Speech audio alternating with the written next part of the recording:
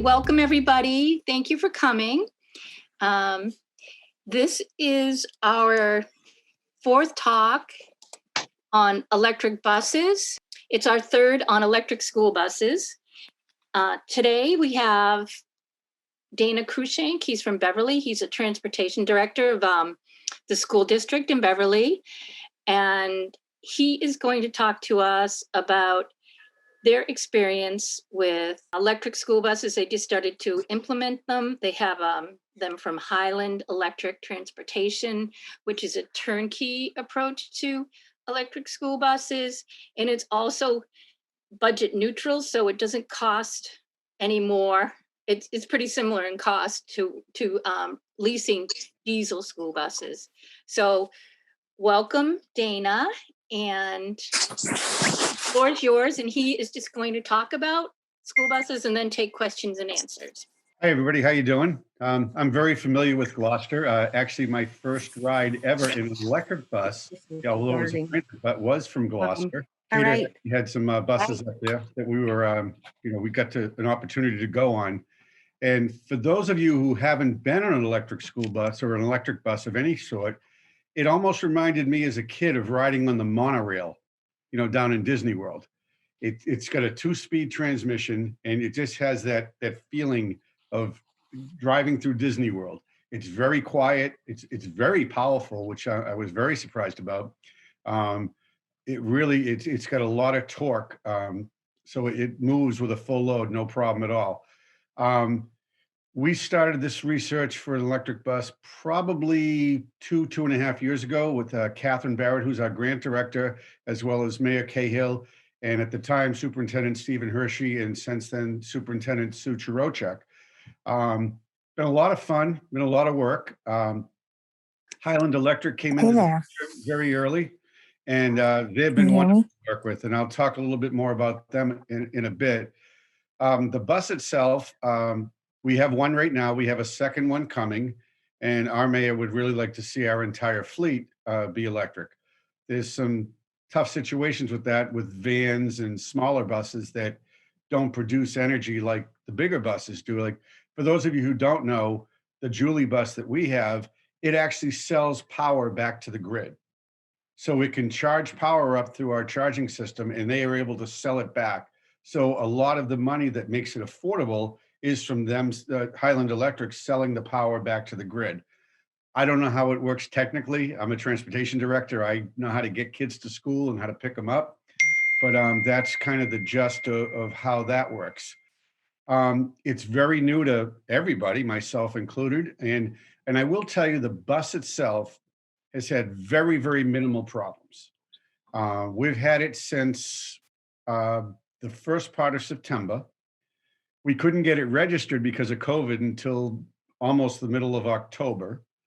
But we've had 3 very minor problems. One was they spray painted the undercarriage with rust proofing. So the backup alarm couldn't be heard. So we had to put a new backup alarm in. The buzzers for the hatches, it was just a software update so that the buzzers would go off if you open the hatches. And really, those are the only problems we had with the bus itself. Unfortunately, we did have a problem with the charging system. We now have a second charger in place that would handle up to 10 buses or 5 buses per charger. So we have a backup. And the charger problem was something Proterra took care of, who was the infrastructure or the motor and battery pack of the bus. And so it was corrected fairly quickly, within a couple of weeks. And the second charger was delivered with the same problem, so they knew exactly what it was. So it's those glitches you get when you first try a new product. And I'm happy to say those glitches have worked out. And one thing, I know you've talked to Highland Electric with Duncan. I've seen Duncan's crew in my yard before 5:30 in the morning when I show up. If they see something on their computer, they go down and check it out, make sure it's plugged in properly or it's doing what it's supposed to do. So they're always on top of things, which is great about that. The bus, as I said, it's a very comfortable, quiet ride. The kids are very excited about it because the ones that are riding it, I've seen other kids walk by it as they're boarding and they go, "Oh, this is the magic bus." Because they hear stories that the teachers tell. That's mainly obviously the elementary schools.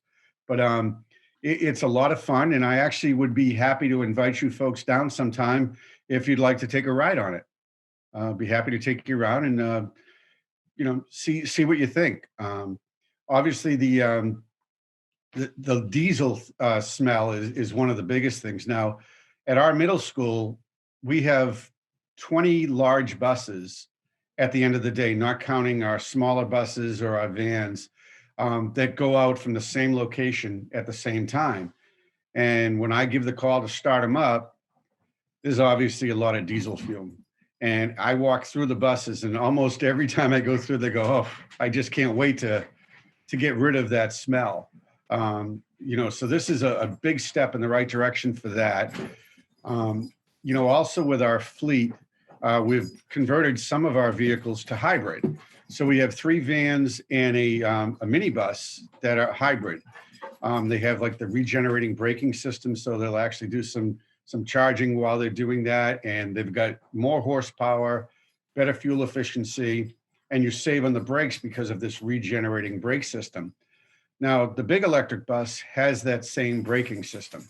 So basically, this bus, if you take your foot off the gas pedal, it's going to stop by itself. Now, that doesn't mean you can't hit the brake if you need to stop quicker, but it will stop itself, and you can feel that. It's a very exciting opportunity we have. I'm glad I have this opportunity to share it with you. And really, my goal tonight was to try to answer any of the questions you might have about some of the things we've gone through, or what we may go through in the future, or you may go through as you make this conversion. So I'm certainly open to questions at this point.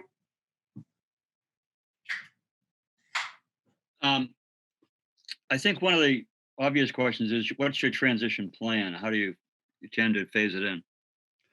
Well, we started with one, and we decided to lease the bus on a 5-year lease because, like everybody else out there, we don't know a lot about it. Obviously, electric buses can be expensive, but they are coming down.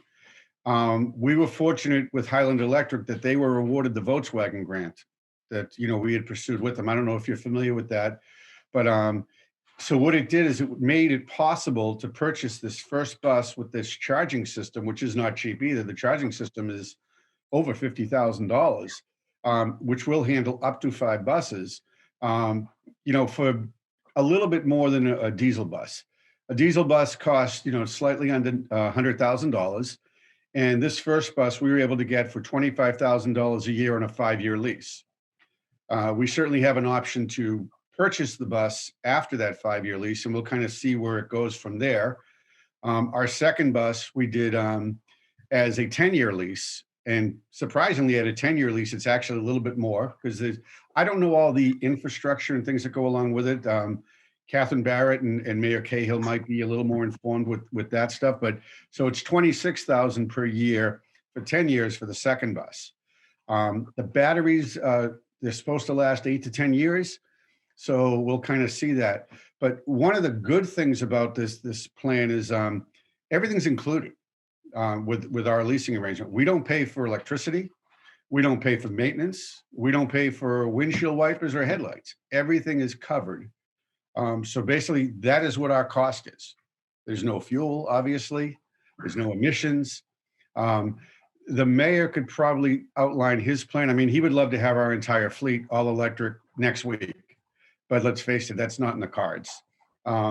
So he's working on a plan, and he's working with Highland Electric. I have a meeting scheduled with him again next week to start talking about where our bus needs are, because he's trying to prevent us from having to replace older diesel buses with more diesel buses. We want to try to replace them with electric buses, and it can be a very costly thing. So I'm not the expert in that area, but I'd be more than happy to reach out to the mayor, or if anybody there knows him, they could certainly reach out to him and try to gather some more details of that.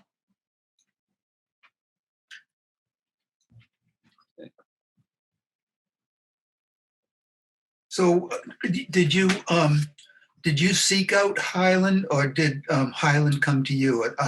Did you look at other options? or are they the only game in town? I would tell you that Catherine Barrett would be the expert on that. I believe there were many people that when it goes out to bid, obviously, like any municipality would, and they came back with a nice offer that was the winning bid. And then as we've got to work with Duncan, his team, they're a great partnership to have. They really are. We'd like to keep it secret, but we know he's already reached out to you, so. I can't say enough about him and his team. They're certainly always there for us. They're very responsive to anything. Just an FYI as well, this is William from Highland Electric as well. So we really appreciate all the nice things you're saying. How you doing, William? Good. Good to finally meet you. Same here. So I don't know if you said this earlier, but how would you say the costs are between Highland going your electric buses and with diesel? Is it the same, or is one a little more, or one? What would you say the costs are? So the electric bus is certainly a little bit more than a diesel, but Highland has made it affordable to be close to a diesel. So if we were going to buy a brand new diesel bus today, it would run us roughly $95,000, depending on how much you put into it, as far as extras, if you want to call it that. So if you look at that over the course of 5 years, you're looking at 20 grand a year.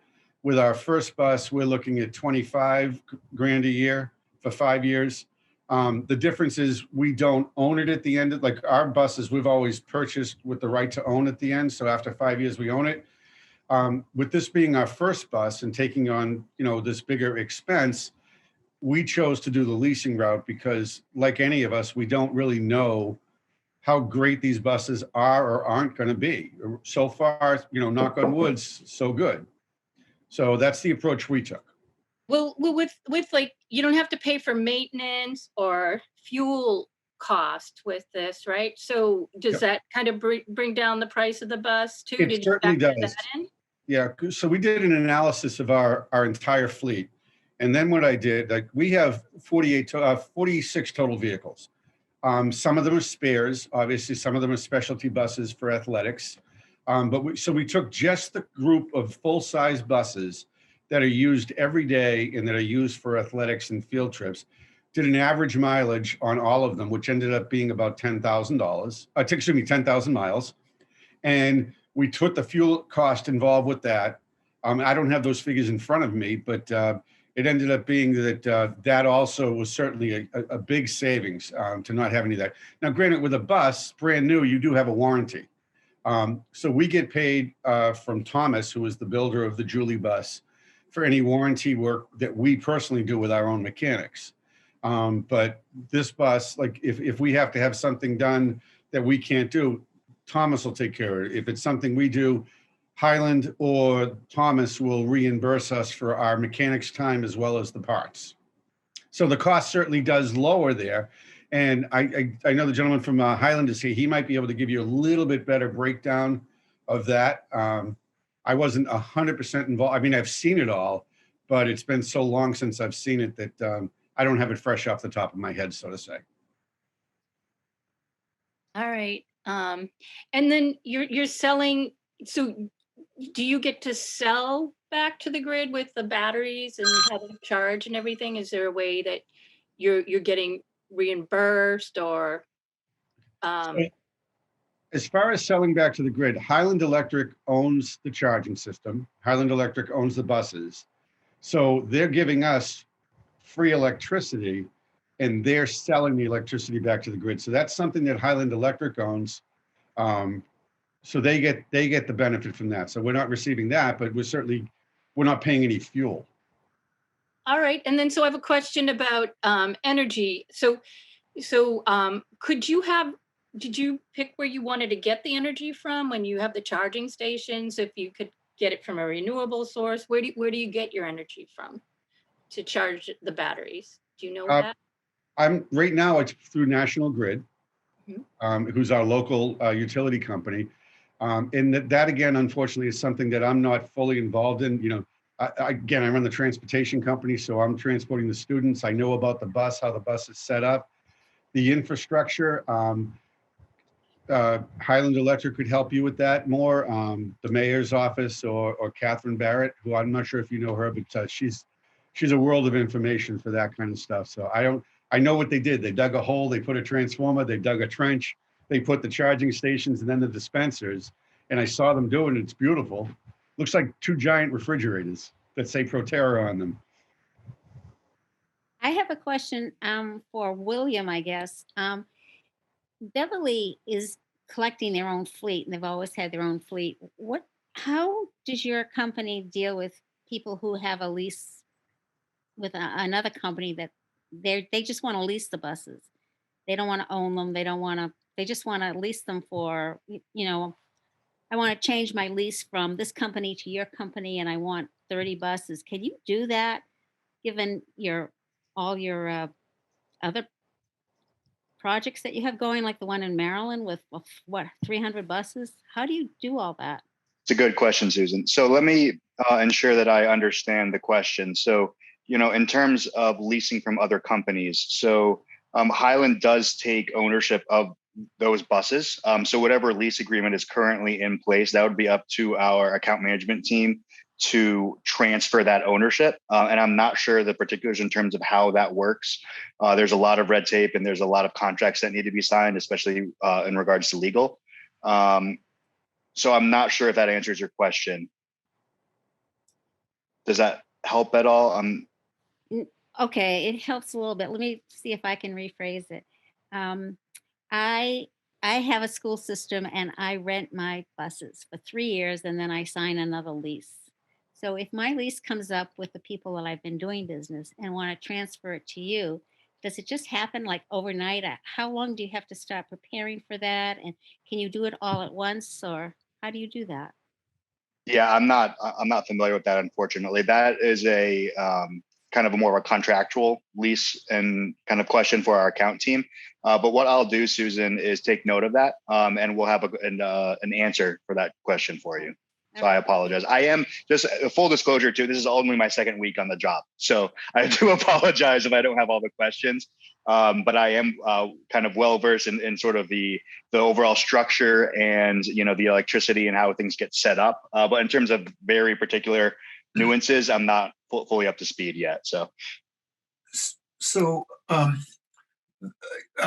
you said that the charging system is owned by Highland, but you said it costs $50,000. Is it leased? Is the charging system leased, or was it purchased? How'd that work?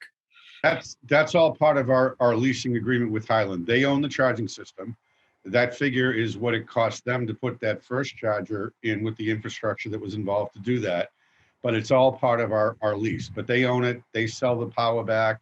They supply us our power that we need. But we do not own that at all. So it's just part of the $25,000 a year you pay for the bus. Yep.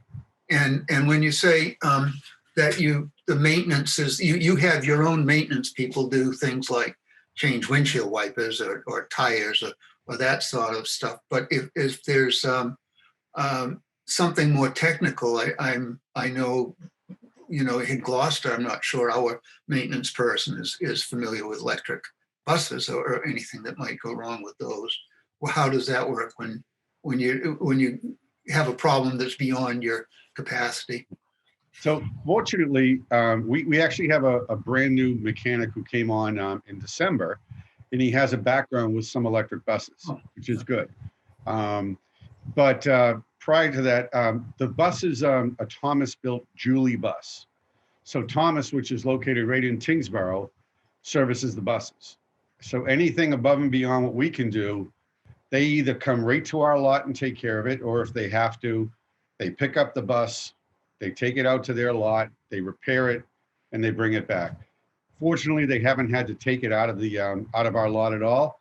They've just been able to take care of the few little things. But anything above and beyond, we're going to certainly do all the brake jobs, all the lights, all those little things. Anything we have to do with the bus that's not electrically, in part of that whole electric system. we're not qualified to do that, but we do have fortunately, as I said, a mechanic who does have a background working with some of them. So we know some of the stuff, but anything above our head would go to the manufacturer. Again, the one we're dealing with is in Tingsboro. And how many manufacturers are there of electric buses? I can tell you for sure there's Thomas in Tingsboro, as I mentioned, Bluebird, and the main dealership in Bluebird is down in Rhode Island. And I know there's others out there, but that part of the research wasn't done by me, so I could get you the information. I don't know it off the top of my head, but I'm sure that there's several other companies out there that are doing it. I don't have all the direct information for you, unfortunately. Oh, that's okay. I'm just curious.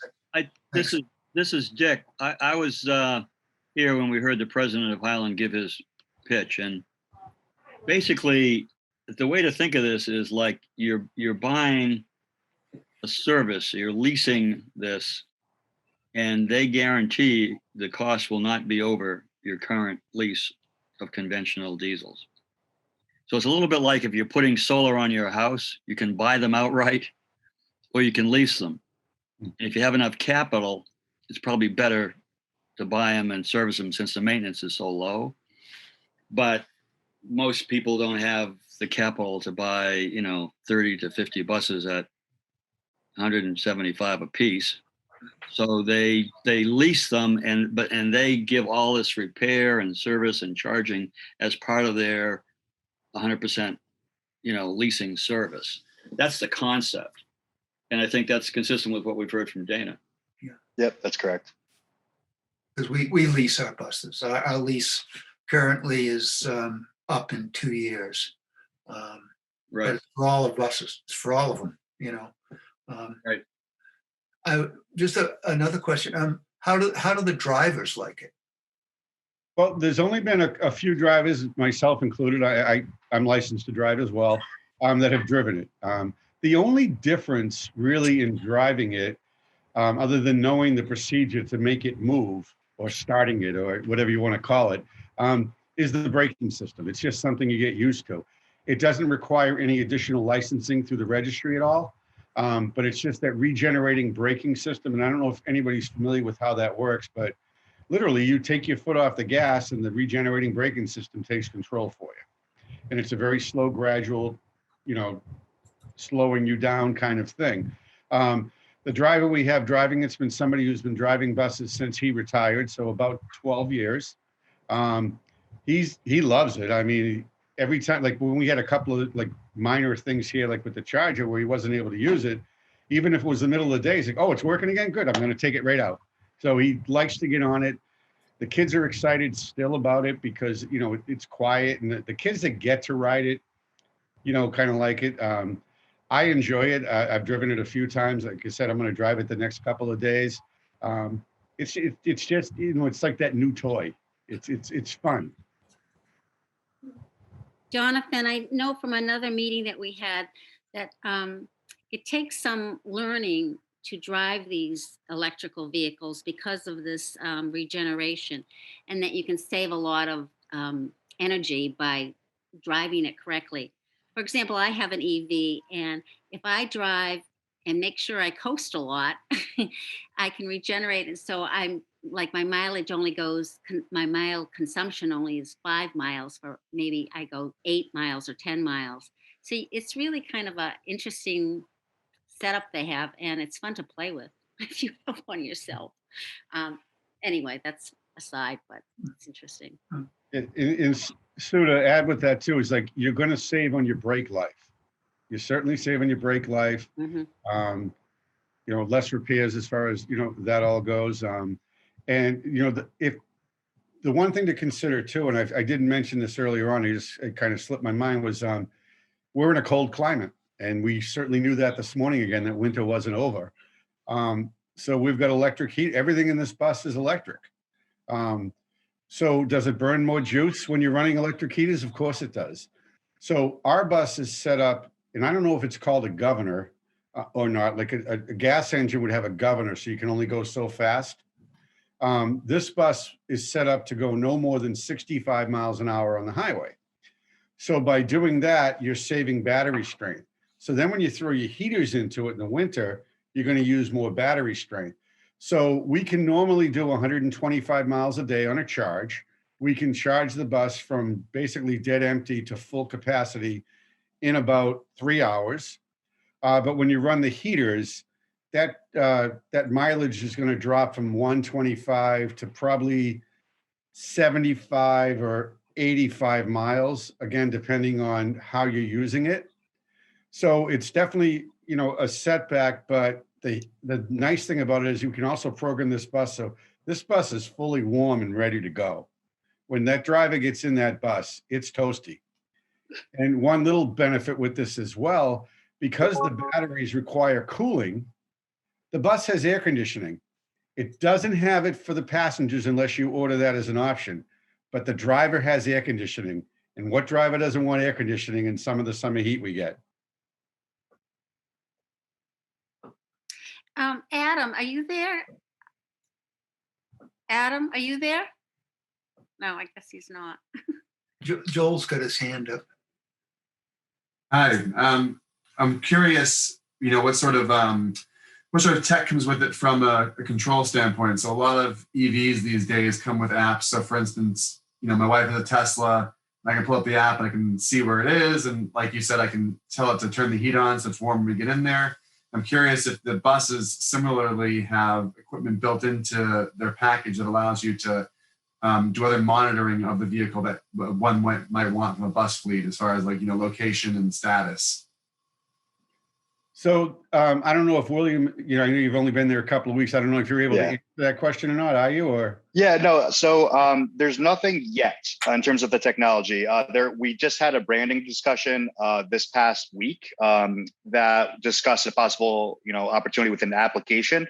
But that is actually a great point, Joel, in terms of tracking and navigation. That's a really good point, and I'll take note of that and bring that up to the team. There's a question here. Is the VW grant that Highland was awarded available to other communities? I can answer that. So the VW grant wasn't awarded to Highland. The VW grant was awarded to basically each state was allotted a certain amount of money. And depending on the district, that district has access to those funds based on several qualifications. So part of what Highland's package is navigating this grant as well as any other possible grants that the district or the school system might qualify for. It gets very confusing. Part of my job and why I got hired was to help navigate these grants. And that's part of the service. In terms of what a key differentiator is of Highland, because there are other people out there and other companies that do this. Part of Highland is that we pay for all of the repairs. And then we also help navigate this entire process for everyone. As far as I know, no other company does that in terms of kind of holding your hand all the way from preconception all the way through execution. So that is one advantage that you do have with Highland. And the VW grants are still out there for the electric buses? Yes, they're very much still out there. The funds are still very much available. They've been allocated, and then it just depends on how those grants are allocated within the districts. So, William, can I just see if I got this right? You or Highland are totally aware of all the grants and possibilities for Gloucester or any town to get money to buy these buses. You look all that up. You know all that. You apply for it on the behalf of Gloucester, and then what happens? That's where I get lost. Yep. No, that's good. That's a great question. So yes, we do have access to all the world. We also have contacts within the legislation on Washington as well. So we know where future energy bills and any sort of other grant allocations will be coming from. And then in terms of what comes next after that, we correct, Susan, we apply, we go through all those processes and see what the district can qualify for. And then at that point, we create what's called the TCO, which basically is the contract in and of itself, where it takes all of these costs into consideration. And it basically projects, over, in Beverly's case, a 5-year plan in terms of what the total cost of ownership is. So given the grants, given all of these financial incentives, and as well as the money that you're saving going from diesel to electric, we kind of calculate that amount of savings and that total cost of ownership. We present it to you, and we kind of walk through the different costs and advantages of each, and we go from there. It is obviously a very convoluted and complex, negotiation process, and especially with all the contracts, but that's kind of the gist of it. I have a question. If we're talking about grants, there's a new one called the Tci Grant. Have you heard of that? I know it's new. Do you know when it's going to be implemented, or do you have any knowledge of what that could do to help bring down the cost for a school district? Let me see. I have not heard of that yet, but I have a list of acronyms that I'm learning, so I'll add that to the list, and I'll try to find some out. So the TCI grant, I will find that out. It's French. Okay. All right. So here's another one from our list. Can William from HET answer if the community can determine the source of electricity, how much control is possible in the lease with them to have renewables as the source of electricity? Not sure if I follow that question. How much control can the community have to get renewables as the source for your chargers, renewable energy? I think, William, that came up when we listened to your president, and that's built into the contract. If we want to pay 100% renewables, it'll be a cent more a kilowatt hour or something like that. But we can put that in, if that's what we want, then we can put that into the contract and you adjust the fees. It's obviously a little cheaper to get the mix now, which is only 20% renewables from National Grid. Okay.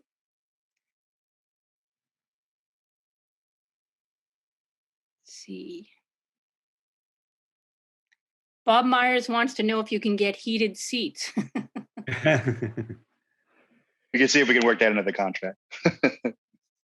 That's actually a real savings for heating on a bus where you have that much of a loss of like 45 miles in a day because you're running your heater.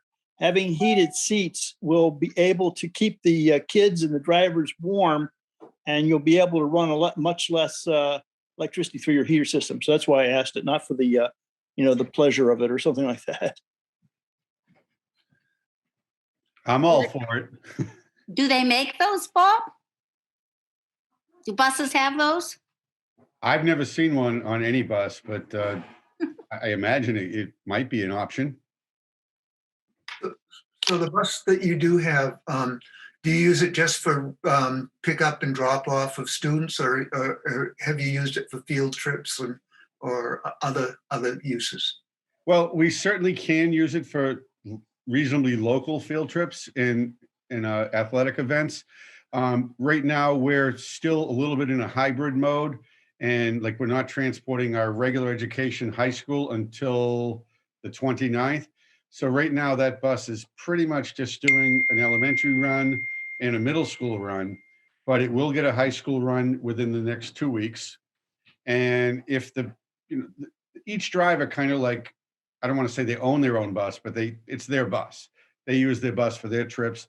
So this bus is able to go out and do trips, but you're certainly not going to take this bus down to the Cape, to Cape Cod on a trip, because it's just not going to have, unless we have a charging system set up somewhere. We can't do that yet. Yeah. Well, nobody's going on field trips anyways. No. We're barely doing athletics at this point. Yeah.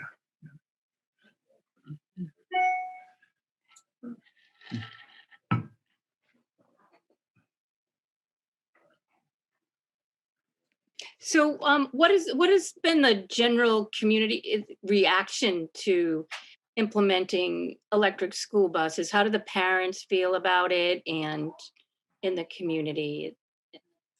I guess what I can share is it's one run right now that it's doing, one elementary, one middle school. The parents have been very positive. You know, they see their kids going in a beautiful brand new bus that's electric, and it's got all these, you know, great features with emissions, and so, you know, no emissions and stuff. So at that level, they're certainly excited. We've got one out of 46 or whatever it may be.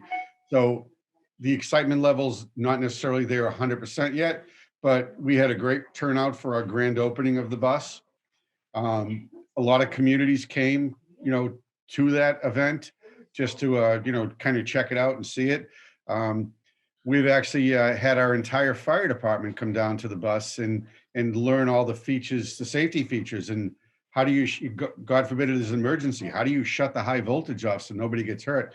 So there's definitely a buzz, but it's, I think it's just going to build, you know, especially like when we get the second one and we start to use this bus for, like, say, football games or something like that. As we use it, you know, out there, we do a thing called touch a truck in the spring, where like all the DPW big trucks come in and the school buses come in and the fire engines come in, and the community gets really involved with, you know, they love to like crawl on board this stuff. We obviously haven't been able to do that because of COVID. So I think the next time we're able to do that, that will help build some buzz, because we'll certainly bring the electric bus to that event rather than a diesel bus. And how long do you think it'll be before if you know you'd have an electric fleet? Like, how many years do you think it'll take to build? Just in some basic conversations, and I'm really not the person to answer that. That's really the superintendent and the mayor with their plan. But I know in talking to the mayor that you know, they're hoping like somewhere between 10 and 20 years would be 100% electric. I don't know, you know, everything involved with that part of it. They do the financials, you know, so that's something that they would have to answer for you. Dana, how long does it take to train a bus driver to drive electric? Is it like a couple days or is it longer? It's probably a lot less than you'd think, because the only difference, there's two things you have to know to drive the electric bus if you're a licensed CDL driver, which you have to be obviously to drive a full-size school bus or a mini bus or a half bus. It's the braking system, and that's just familiarizing yourself with it. Again, no extra licensing. The biggest thing is knowing how to start it, so to say. And it's a simple process, but you got to memorize it, and it takes a couple of minutes. You know, you got to turn the key to the run position so it goes through its normal wake up where you see all the lights go on. And once the lights are all on, you literally take the key and you turn it to the start mode as if you're starting a gas bus, and you hold it in that mode for 2 seconds. Once you've done that, you release the key. These other lights come on telling you the bus is ready to go. So at that point, you put your foot on the brake, you push it into gear. It's a push button gear. It's not a shifter of any kind. You push it, you know, there's reverse, neutral, drive, and low. And you'll find that in the city, you're probably going to use low, believe it. It's not a typical low of a car, but in the city, the low gear responds better. And on the highway, you want to be in the drive gear. Mm-hmm. And then you simply release we have air brakes in this bus. And I believe, I'm not positive 100% of the electric buses are air brakes, but this one is. So the air brake system is the same. You push, release the brake, you step on the electric instead of the gas, and it makes a couple of pulsations and it starts to move whatever direction you want to go. The gas pedal or the electric pedal takes a little getting used to, because you know, if you step on it too quick or too far, it's going to try to take off quicker. So you just got to get the feel for it. So if you go out and drive this bus for, you know, a half an hour, you're gonna know what you're doing. That's good. Hey, Alice, you have a question. Do you want to ask it or do you want me to ask it? I can ask it. Okay. Can you hear me? Yes. So might be for William, because it is a question about when there's more than one electric bus, or if, you know, more and more buses get put into a fleet, how does that work out with sports teams? Because buses, you know, drop kids off and then they go right to taking kids to sporting events. And so how would that work if we're trying to get more and more buses, more and more electrical buses instead of gas buses? Yep. So I do know in terms of the TCO and the overall cost allocation, Highland takes into account the amount of mileage or the average mileage per bus. And so that would be factored into the charging and the charge times that would be available. So, in terms of scheduling and all of that, that would have to be allocated accordingly. So that would probably be up to the transportation director in terms of scheduling the proper bus. Obviously, if one bus has a longer route and it has to be out longer and it can't make it back into the station to charge before going to athletics, I would probably be, in their best interest to have a diesel bus pull that route than the electric at that point in time. But in terms of the overall mileage and, in terms of the electric buses, can they handle, the amount of mileage that any diesel bus can? They absolutely can. It just requires charging. That's all. Thank you. Hey, Alice, there's one thing I'd like to add about the charging too, and is with these chargers, that the charging stations that we have, and as I said, we have 2 right now that can handle up to 5 buses or 4 buses each. And so my concern was, well, how does it work when they're charging, when you get these buses? So what it does, say we plug in 5 buses into this one charging unit, it'll take the bus with the least amount of juice, charge that up to 90%, and then go to the next lowest bus and the next lowest bus. And once all those buses are at 90%, it'll then go back and top them all off to the full 100% charge. So it's a very sophisticated charging system as far as that goes as well. That's just so interesting. I love stuff like that. Thank you. I don't know how it works. I just know that's what they tell me it does.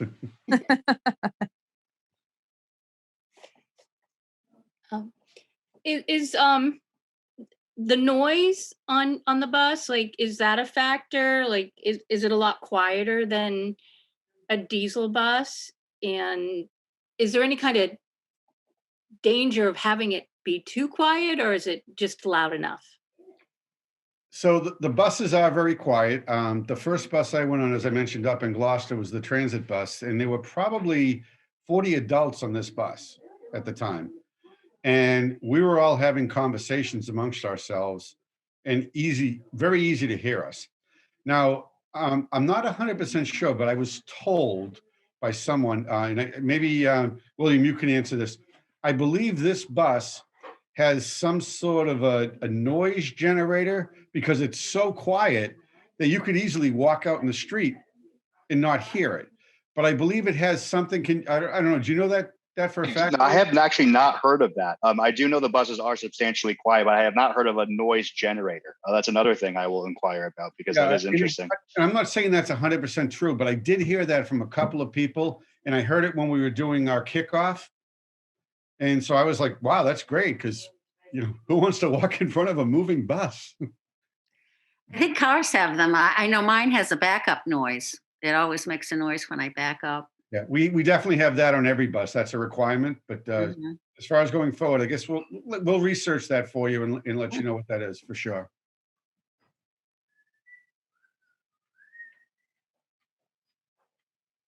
Any more questions for Dana? Jonathan, Joel?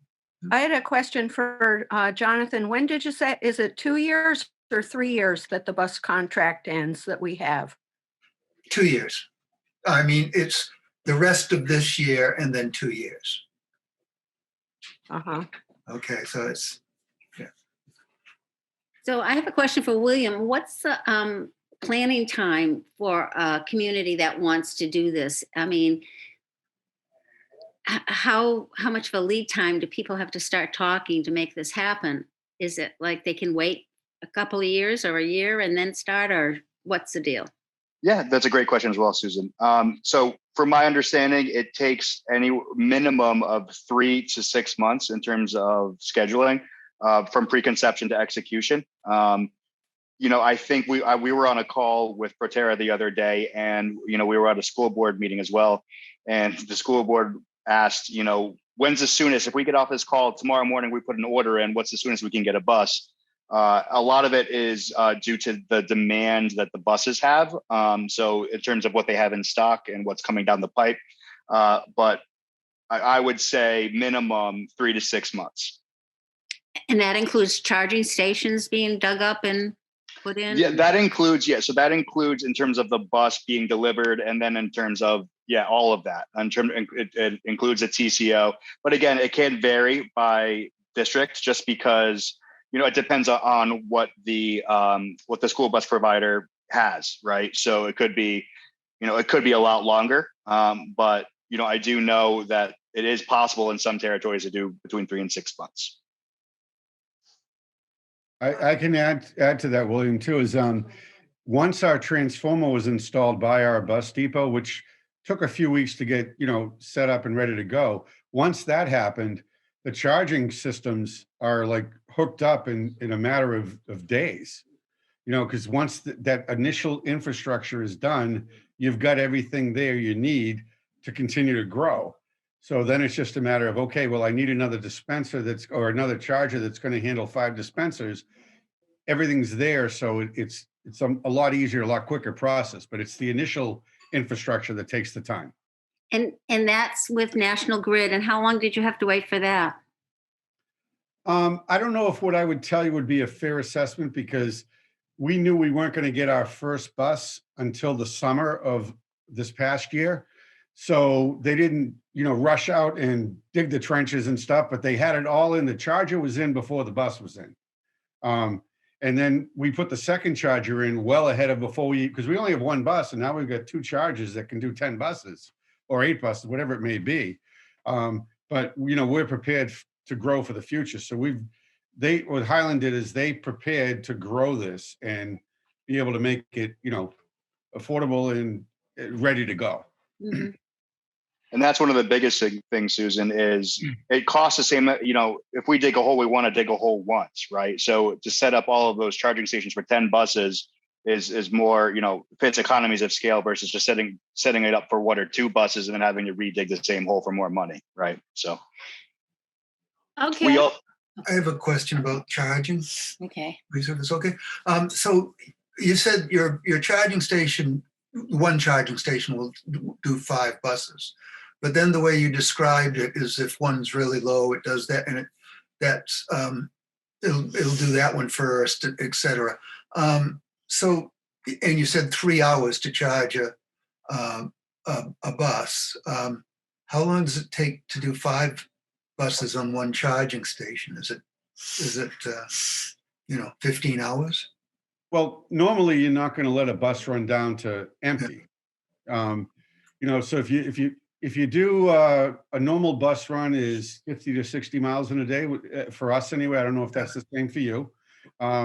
So if you charge it, you don't have to necessarily charge it midday, but if you're just using it for the runs, you charge it at night. So it's going to come in with a 40, 50, 60% charge. So that bus is going to juice up to 90 quicker. And we haven't done this yet because we don't have a second bus or anything, but I'm just basing it off of what I'm told as far as how it works. Yeah. Now, I'm just concerned that if you use the buses all day and then, can you charge 5 buses overnight on one charging station? Jonathan, do you know how long our runs are? I mean, how many miles do buses go on average, or the longest one or the shortest one? I don't know. Adam's here. He might be able to answer that. But generally speaking, our regular buses go out for 2 runs in the morning and then 2 runs in the afternoon. And then we have a few that, because we have preschool that in the midday, everything's different right now. But, one of the things that we're actively trying to do is encourage people to ride buses as opposed to having their parents drive them to school and that sort of thing. So yeah, my grandson goes to Plum Cove. It's a disaster up there with everybody driving their kid up there. Yeah, it's a disaster everywhere. I mean, it's just Gloucester's doesn't have big wide streets, and none of the schools are in places that are even close to main streets, and so It's a problem. And so one of the things that we're actively going to be pursuing is once we get out of the COVID restrictions, we can't transport kids now. I mean, we can only put 20 kids on a bus. They just opened that up a little bit more, but we're not really sure how that's going to work. So we'd love to have people ride the bus. We'd love to have students ride the bus, but how do you do it? That was our goal before COVID as well. We're trying to open it up to even more students. Yeah. And, it's just not safe to like load these buses up at this point. No. I mean, we're getting there. We're certainly getting there, but it's tough. Yeah. I have a question for William. We always get this question about field trips and going away. And is there any kind of plan down the road to get some kind of universal charging station so people can charge up for these things for like if they go away for events? Yeah, it's a great question. So it runs into liability issues if you're using other electric charging stations. So in terms of, is the technology going that way in terms of having universal charging stations? I would hope so. I know like Tesla has that same sort of technology where, you can pretty much hook up to any sort of electrical output. Within our buses and within our contract, I do know our operations director or VP of finance says that there's, if we opened up the charging stations to let other people use them, or if our buses use other charging stations or an all-inclusive one, it just opens up the contract to liability. I hope the technology is going to eventually evolve. I'm sure it will over time in terms of having one ubiquitous source. But as of right now, that's not in existence. So. Okay. And then we have a question from Valerie. I don't know, Valerie, do you want to ask this question? Or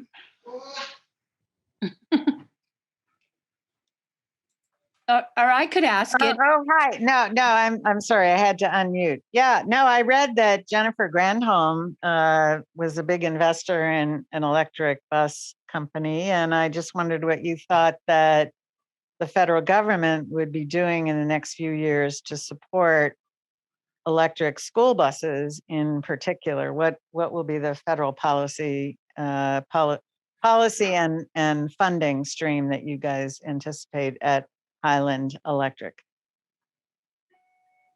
It's another great question. Unfortunately, I only sat in on one of those meetings in Washington last week, and I'd be lying if I said I knew what was going on, Valerie. I do apologize. There is a lot of discussions on that, and what I'll do, Valerie, is I'll take your name down and have an adequate answer for you. Just because if I try to answer that question, you'll just get an inadequate response. So, great, thank you. Okay, do we have any more questions?